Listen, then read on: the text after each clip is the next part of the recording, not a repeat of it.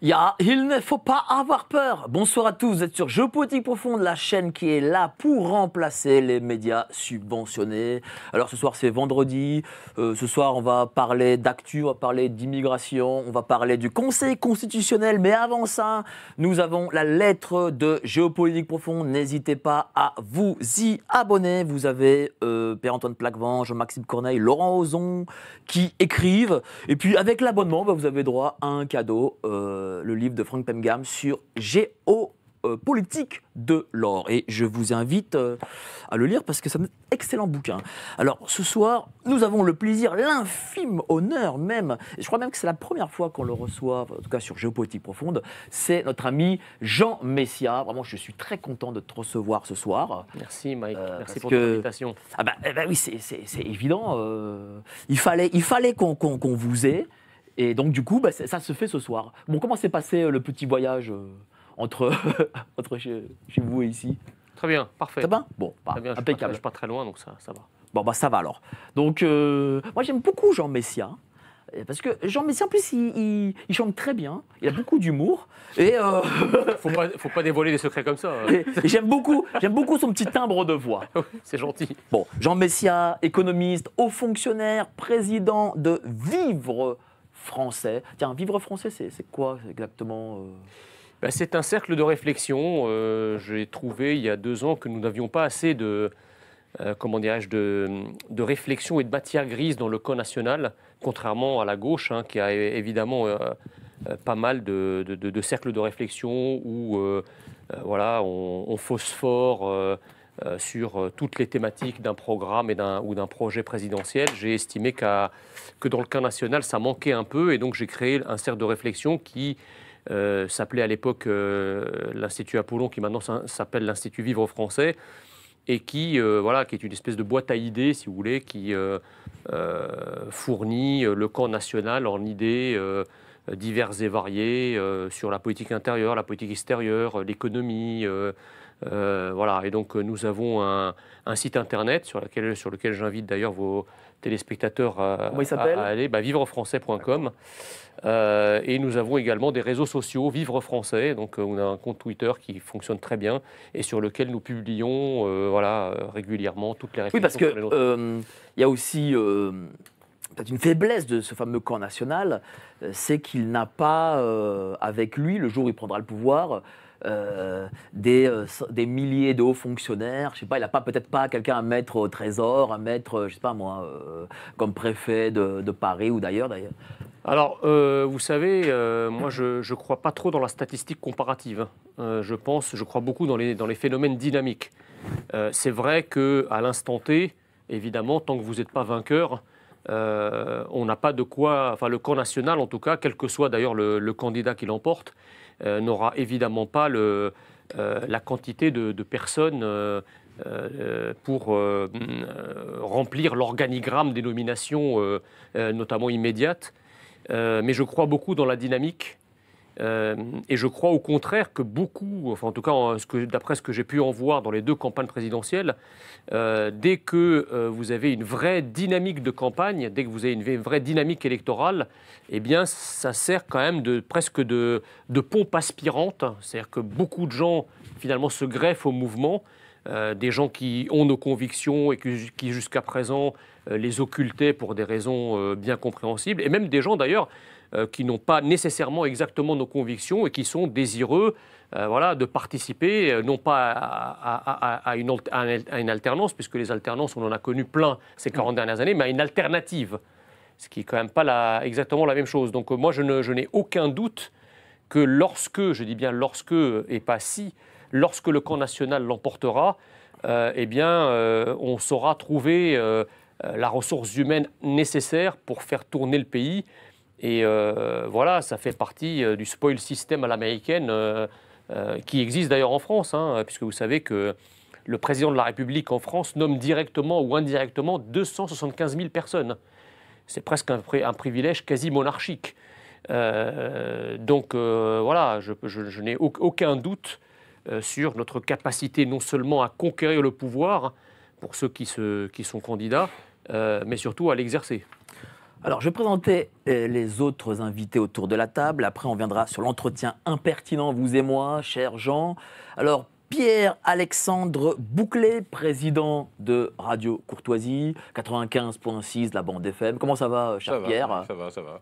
Bon, c'est la première fois que vous venez ici? Exactement, je suis content, c'est beau. Ouais, c'est gentil. Et en plus, il y a de l'image. Bah oui. Et j'ai fait venir d'autres de vos animateurs de Radio Courtoisie, Corentin et Maude. Ils se sont très bien défendus. Il y a un bon casting à Radio Courtoisie. J'ai l'impression qu'il y a un beau renouvellement, quoi. On essaye, oui, quand même, on essaye. Oui. Faut essayer? Bah oui. Bon, beaucoup de choses à dire tout à l'heure, surtout que Radio Courtoisie a sorti un scoop dernièrement. Oui, sur l'accord de libre-échange avec le Chili et l'Union européenne. Donc ça, on a été les premiers à le sortir, effectivement, au moment où tous les partis de France prétendent qu'ils aident et qu'ils veulent aider les agriculteurs. On se rend compte qu'en réalité, à Bruxelles, ils font exactement le contraire en votant à une large majorité un accord de libre-échange avec un pays qui va littéralement suicider, tuer, parce que le suicide, c'est volontaire. Et là, ça va tuer notre paysannerie, donc on y reviendra si vous voulez tout à l'heure. Ça démontre que des médias qui ne sont pas subventionnés par l'État et ne touchent pas d'argent public, non, on n'en veut pas d'ailleurs. Trouvent, et d'ailleurs ne font pas de publicité avec des annonceurs, trouvent des scoops, font leur travail de journaliste et enquêtent. Oui, mais alors ça, il faut le vouloir. C'est-à-dire qu'il y a un moment aussi où il faut avoir envie de se sortir un peu du bourbier, je suis poli, et il faut aller chercher l'info là où elle se trouve. Et simplement, précisément, cette absence de pub, c'est aussi la garantie d'une liberté et de pouvoir dire des choses que les autres ne vont pas forcément vouloir dire, même s'ils sont déjà au courant. Bien sûr. Alors, 95.6 de la bande FM et bientôt la vidéo sur Radio Courtoisie. Donc, merci, cher à partir Pierre. de février. À partir de février. Donc, en face, notre ami Romain Maréchal, entrepreneur, il lance l'épopée, le Netflix, je dirais patriote, comment je peux appeler ça?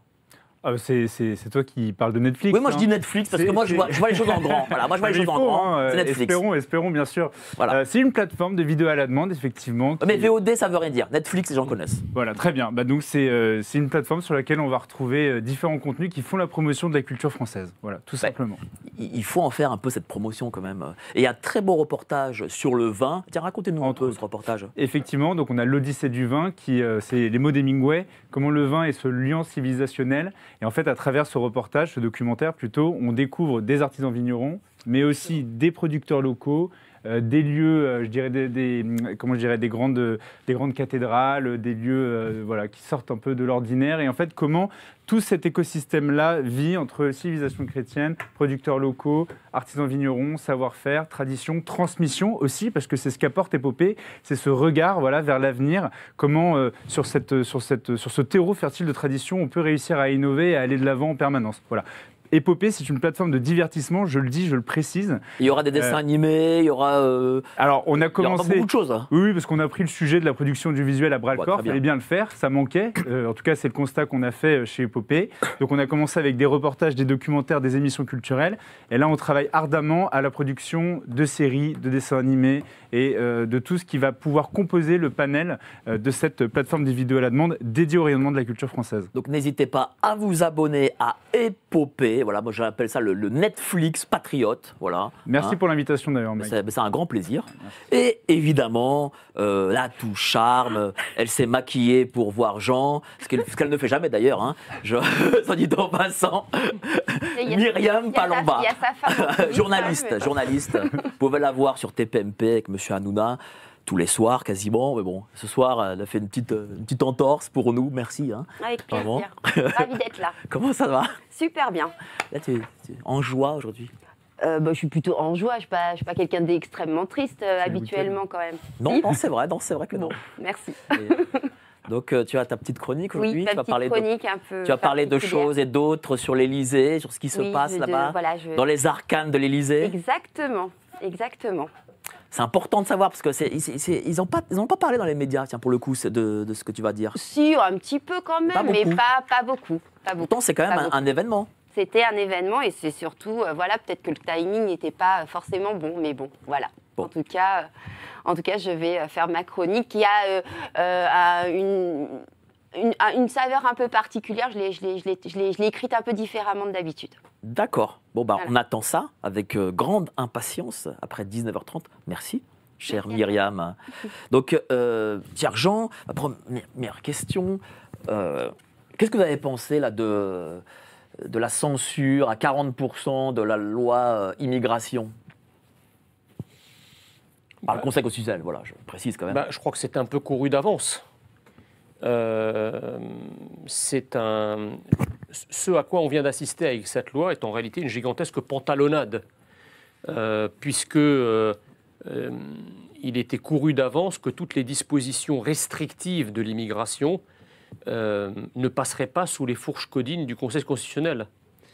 Et donc, d'ailleurs, on l'a bien vu à la réaction des différents responsables politiques, y compris d'ailleurs Gérald Darmanin, l'instigateur de cette loi, qui se félicite de la censure du Conseil constitutionnel. Nous avions également Emmanuel Macron, qui, une fois la loi votée par le Parlement, en un temps record, l'a immédiatement déféré au Conseil constitutionnel comme s'il était pressé finalement de la vider de sa substance. Et qu'est-ce qui reste en fait de cette loi? Exit donc toutes les mesures restrictives, à savoir l'allongement des périodes requises pour les étrangers pouvant bénéficier d'un certain nombre d'aides sociales.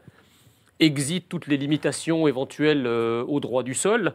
Et qu'est-ce qui reste de cette loi in fine? Alors on me dit qu'effectivement, elle va faciliter un tant soit peu l'expulsion, sauf que ça ne dépend pas de nous, puisque l'immigré, enfin le migrant, même clandestin qui arrive sur notre sol, il a des droits qui sont protégés par la Convention européenne des droits de l'homme. Donc quand bien même nous voudrions, si vous voulez, rendre plus sévères et plus rapides les expulsions, que nous n'en serions pas capables de par le fait que tout ça est soumis à des traités supranationaux. Donc en réalité, qu'est-ce que cette loi retient au final? Eh bien la régularisation des 10 000 clandestins, c'est à peu près la seule mesure qu'il y a dans cette loi. Donc ce qui est ubuesque, si vous voulez, c'est cette tragédie presque où le grand Machiavel, qui est Emmanuel Macron, fait mine de s'intéresser aux préoccupations des Français s'agissant de l'immigration. Il demande à son ministre de concocter une loi. La loi contient un certain nombre de dispositifs qualifiés de priorité nationale par le RN et de dispositifs restrictifs à la grande joie des LR, d'accord ? Sauf que, in fine, tout ça est censuré par le Conseil constitutionnel, ce qui fait qu'à la fin, les LR et le RN auront voté pour une loi qui régularise 10 000 clandestins. Donc c'était un piège de Macron. Donc c'est du grand art. J'ai vu votre tweet justement tout à l'heure. Oui, Machiavel, c'est quoi? Macron, c'est devenu Mitterrand. En fait. Et alors, Macron est devenu Mitterrand. On peut lui reprocher beaucoup de choses, mais on ne peut pas lui reprocher une espèce d'intelligence des situations et d'intelligence stratégique. Là, en l'occurrence, c'était très bien joué. Le RN qui s'est fendu de communiquer en disant c'est une victoire idéologique, il est aujourd'hui, si on retient le terme de victoire idéologique, on attribue le terme de victoire idéologique à la régularisation des 10 000 clandestins, en fait. C'est quand même assez surprenant. Et in fine, en fait, qui sort gagnant, finalement, de tout ce tunnel et de tout ce vaudeville qu'a été le vote de la loi immigration? Les gauchos-progressistes, et même la France insoumise. La France insoumise qui rêvait d'une loi qui régularise les immigrés, eh bien, ils obtiennent la régularisation des immigrés par une loi qui est censée être restrictive de l'immigration. Donc on est chez les dingues. Et donc, au milieu de tout ça, eh bien, ce sont les Français qui trinquent encore et qui vont subir la poursuite et de leur remplacement et de leur islamisation de plus belle. Mais est-ce que ça signifie que même si demain le camp national est au pouvoir, eh bien, à cause du Conseil, à cause de tout ce qu'il y a autour de ce fameux contre-pouvoir, une loi contre l'immigration est impossible?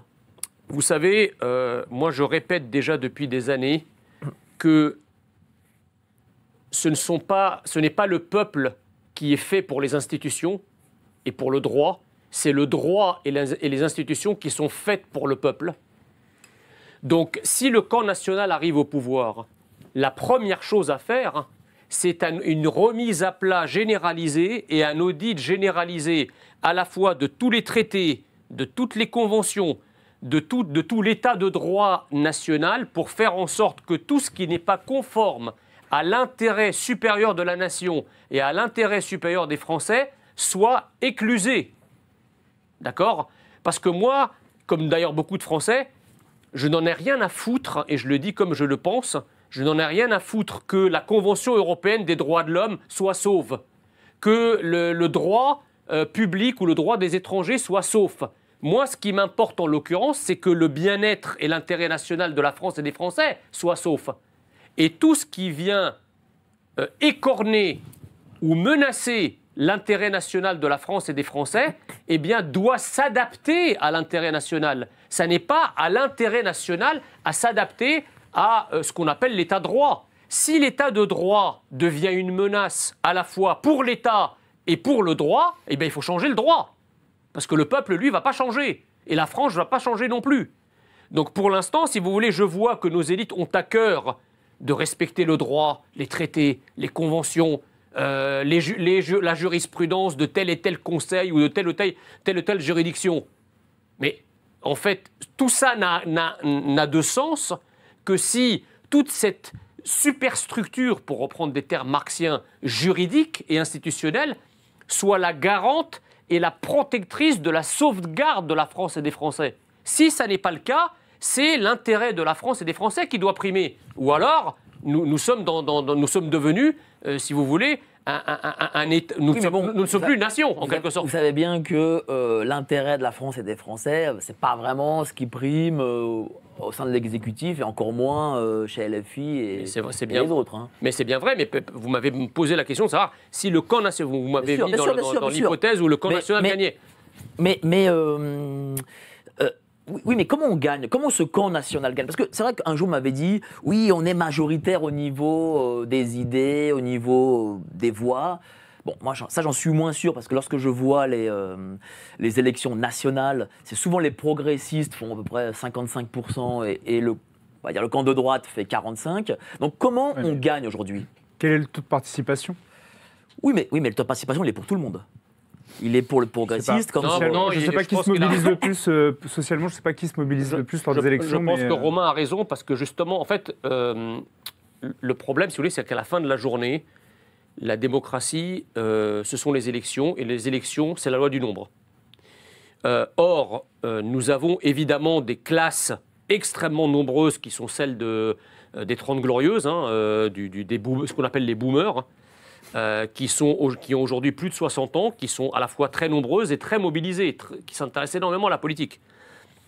Et donc, évidemment, et qui sont, comme elles ont bénéficié d'un certain âge d'or, ils ont, pour la plupart, évidemment, ce n'est pas généralisable, mais ce sont des classes qui sont mieux loties financièrement, sur le plan du patrimoine, etc., que les classes d'âge qui viennent après eux. Et donc, évidemment, ce sont eux qui font un peu la pluie et le beau temps au niveau électoral. L'électorat de Macron, c'est majoritairement un électorat de boomers, si vous voulez, qui à la fois est plus riche que la moyenne, plus âgé que la moyenne, mais aussi plus mobilisé que la moyenne. Et donc, c'est ça qui fait que... Mais sauf que le problème, c'est que lorsque vous commencez à installer la chienlit dans un pays, vous avez évidemment des poches qui sont épargnées, et des poches qui ne le sont pas. Donc tous ceux qui sont dans des poches qui ne sont pas épargnées ne votent pas Macron. Ils votent pour ceux qui leur décrivent la réalité dans laquelle ils vivent. C'est-à-dire une réalité faite de pauvreté, de chômage, d'insécurité, d'invasion migratoire, d'islamisation. Et donc ce discours, lorsqu'il est porté par un politique, il parle à toute une catégorie de personnes qui vivent ça. Mais ceux qui ne vivent pas ça, en fait, vous parlez comme un martien.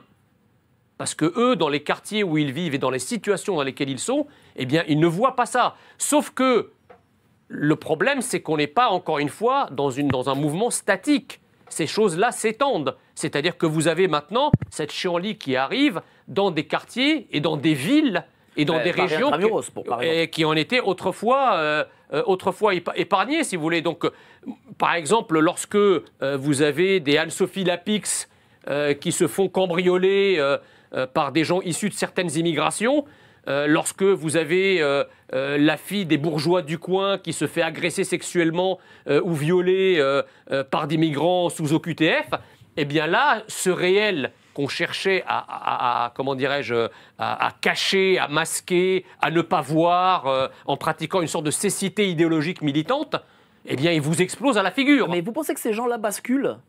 Pas tous.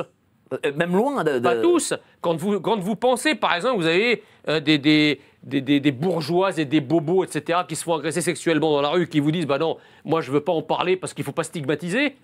Ou alors, pire, ils n'auront pas votre haine. Ils sont dans ils sont dans une sorte de misère sexuelle, les pauvres.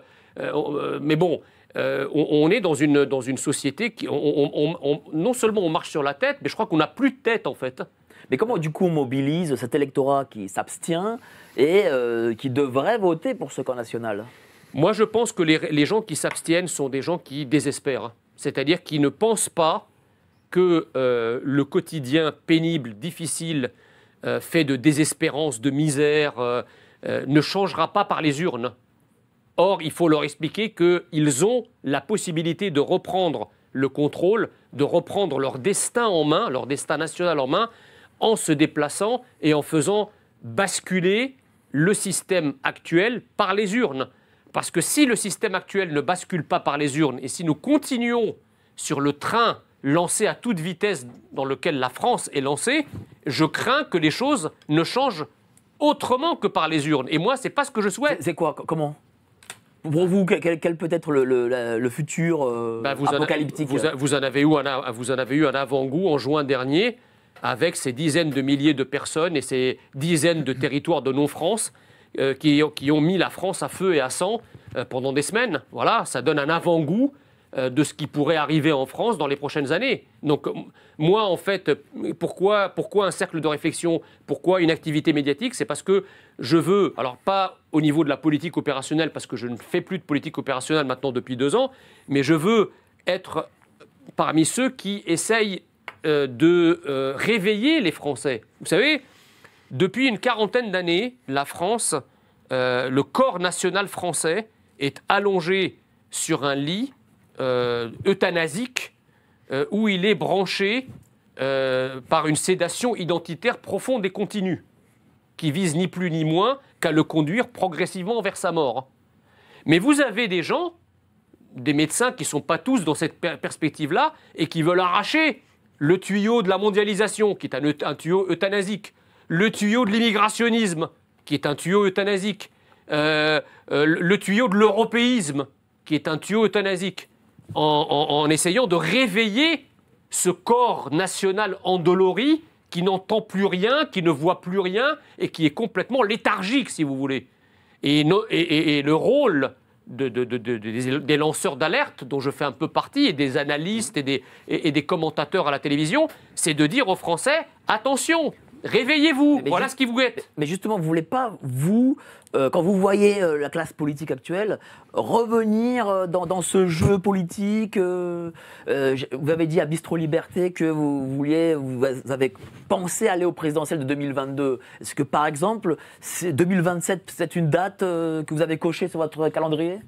Non, parce que je crois que moi, si vous voulez, j'ai beaucoup réfléchi. J'ai eu effectivement un certain nombre d'expériences professionnelles, politiques très belles, que je ne regrette absolument pas. J'ai fait 2 campagnes présidentielles et aujourd'hui, je pense que là où je suis le plus utile, c'est sur les plateaux de télévision, parce qu'à travers les débats, à travers, comment dirais-je, l'identification des incohérences de l'idéologie dominante, et de la manière dont je présente les choses face à des contradicteurs, beaucoup de gens y sont sensibles. Beaucoup de gens y sont sensibles. Donc je pense que je suis plus utile, si vous voulez, à la télévision, de par les analyses, de par les débats, de par les chroniques, de par les éditoriaux, que dans la politique active. Moi, j'ai quitté la politique active il y a maintenant presque 2 ans, après l'élection présidentielle de 2022. Et voilà, pour l'instant, j'ai une carrière médiatique. Et j'entends bien y rester. Oui, mais pensez-vous que ce soit Mme Le Pen ou M. Zemmour, imaginons s'ils gagnent en 2027, qu'ils auront le courage de faire ce qu'il faut faire? Ben, j'espère. Mais parce que si... avez-vous la certitude ou vous les connaissez les deux? Écoutez, j'aurais tendance à répondre que pour Éric Zemmour, je n'en doute pas, parce que c'est un ami de longue date et je connais un peu son tempérament. Et je sais qu'il fera ce qu'il dit. Maintenant, pour Marine Le Pen, je n'en sais rien. Je sais que, par exemple, là, pour la loi immigration, elle a présenté ça comme une victoire idéologique. Bon, présenté comme une victoire idéologique, in fine, la régularisation de 10 000 clandestins, je ne sais pas où on va avec ça. Alors, j'entends qu'effectivement, il faut chercher à se notabiliser, à se respectabiliser, etc. Mais je crains, si vous voulez, que le virage pris en direction du système et de son idéologie soit un peu trop abrupt. Et j'espère, parce que je suis en contact avec énormément de militants et d'adhérents du RN, j'espère que voilà, leur direction ne va pas comment dirais-je, les trahir. Mais est-ce que politiquement, c'est pas elle qui a raison? Parce que c'est elle qui fait 42% pour le coup. Est-ce qu'elle a raison de sa stratégie que nous, on appelle de gauche, hein? Est-ce que les gens veulent justement... À mon avis, je ne pense pas que ça soit, pour le coup, un problème stratégique. Je ne crois même pas que son programme de gauche soit un problème, parce que, vous savez, qu'on ne peut pas en même temps dire que le RN est le premier parti ouvrier de France et attendre du RN qu'il ait un programme ultralibéral. Ou alors il perdrait tout son électorat populaire. Donc, je pense qu'ils sont sur la bonne ligne stratégique. Mais vous savez, une victoire, c'est deux choses. C'est à la fois la bonne ligne stratégique et la bonne personne. C'est pas faux, c'est vrai. Ah. Mais d'ailleurs, vous êtes plus en politique active depuis 2 ans. Là, l'Arcom vous a, entre guillemets, sanctionné. Comment on prend ce type de décision? Surtout que voilà, l'Arcom, encore une agence d'État qui travaille pour l'État. Enfin, on a bien compris ce que faisait l'Arcom. C'est une décision extrêmement injuste, parce que toutes les raisons qui me sont avancées, rendez-vous compte qu'ils me classent parmi les personnalités politiques d'hiver droite. Je ne comprends pas comment quelqu'un dans un pays démocratique peut péremptoirement vous classer sur un côté de l'échiquier politique ou un autre, alors que vous-même, vous avez décidé de ne pas être classé. Enfin, on est chez les dingues. Si moi-même, j'ai décidé de ne pas être encarté et de militer nulle part, au nom de quoi une agence gouvernementale me dit « Ah, ben si, vous ne militez pas, mais vous êtes quand même une personnalité de divers droite. » C'est quand même extraordinaire. La deuxième chose, c'est que cette fameuse liste où il y a toutes les personnalités divers droite classées par l'Arcom, ne contient que des élus ou des candidats à des élections. En tout état de cause, des gens qui sont dans la politique active. Le seul intrus de cette liste, c'est moi. Je ne suis engagé politiquement nulle part, je n'ai aucun mandat électif d'aucune sorte, et je ne suis candidat à rien. Alors, c'est très pratique d'un point de vue politique, puisque juridiquement, ça ne tient pas la route, mais d'un point de vue politique, ça permet quoi? Ça permet que, comme vous êtes classé personnalité politique d'hiver droite, comme les personnalités politiques d'hiver droite n'ont que 2% du temps de parole, et que vous-même n'étant pas personnalité politique d'hiver droite, au nom de quoi les chaînes vous invitez, vous représentez rien en fait. D'hiver droite, c'est un Robert Ménard, que les chaînes... Qu'ils invitent allègrement. Bien sûr, puisqu'il représente, lui, pour le coup, d'hiver droite, il est élu. Donc les chaînes vont l'inviter, mais moi je représente quoi? Ils ont maintenu cette suspension? Écoutez, ils ont maintenu. Alors, ils m'ont reproché, c'est ça qu'ils n'ont pas avalé au fond, ils m'ont reproché la cagnotte que j'avais ouverte pour la famille du policier à la suite de l'affaire Naël. Ils m'ont reproché la manif que j'avais organisée en soutien à nos forces de l'ordre et le référendum imposé par le peuple, c'est, vous savez, cette initiative que j'avais lancée il y a quelques semaines. Donc, je dis, OK, la cagnotte et la manifestation, je m'engage à plus faire d'initiatives qui pourraient être interprétées comme des initiatives politiques. Encore que, il me semble que la notion de cagnotte, aujourd'hui, on peut avoir une cagnotte solidaire. Je ne vois pas au nom de quoi on pourrait taxer de politique une telle initiative. Une manif pour les forces de l'ordre, ce n'est pas une manif contre la France insoumise. Les forces de l'ordre, il me semble que c'est une institution républicaine que n'importe quel Français peut être amené à soutenir. Les forces de l'ordre, c'est les forces de l'ordre de tout le monde, de toute la France, quelle que soit votre couleur politique, quelle que soit votre couleur de peau, quel que soit votre âge et quel que soit votre sexe. Donc ce n'est pas une initiative politique, c'est une initiative citoyenne. Et évidemment le référendum, qu'ils m'ont reproché aussi, que j'ai clôturé. Donc j'ai donné à ce jour tous les gages pour l'Arcom pour qu'il me retire de cette liste et je mène concomitamment un combat judiciaire puisque j'ai présenté un référé suspension au Conseil d'État dont j'attends le jugement dans les jours qui viennent. Donc tout ça, à mon avis, est extrêmement politique. Je crois que la cagnotte pour la famille du policier, ils l'ont eu au travers de la gorge. Ça a fait beaucoup de bruit, d'autant plus que Emmanuel Macron s'était impliqué lui-même. Rappelez-vous, il avait accusé Florian, ce policier, d'avoir commis un geste inexcusable au mépris de la séparation et de l'indépendance des pouvoirs. Et donc ce que j'avais dénoncé, et évidemment le système idéologique dominant et les élites gaucho-progressistes dominantes me font payer un lourd tribut en me coupant le sifflet et en me censurant indirectement par ce biais. Mais je n'entends pas me laisser faire et j'obtiendrai gain de cause. En tout cas, en attendant, vous pouvez être invité à Radio Courtoisie. Hein. Avec joie. Alors, on va faire le grand débat. Non, je n'étais pas un débat, c'est juste, je voulais rajouter quand même quelque chose, c'est que c'est quand même assez dégueulasse dans la mesure où vous avez des personnes comme Roselyne Bachelot Exactement. ou Ségolène Royal qui sont très catégorisées politiquement, qui ont eu en plus des postes importants en politique et qui font de l'antenne. Et ça n'a jamais posé de problème. Donc c'est assez scandaleux. Quand vous êtes de ce côté-là de l'échiquier politique, rien n'est un problème en réalité. Oui. Alors on va en parler, on va en débattre, mais d'abord je lance la petite annonce. Quand j'étais petit, je lisais dans le rayon BD des grandes surfaces. J'ai pas beaucoup changé. Sauf qu'à présent, je lis la revue mensuelle de Géopolitique Profonde. Qu'y a-t-il dedans ? De l'économie, de la politique, et bien sûr nos solutions financières, parce que s'appauvrir arrive très rapidement. On peut vous aider à y voir plus clair dans vos finances.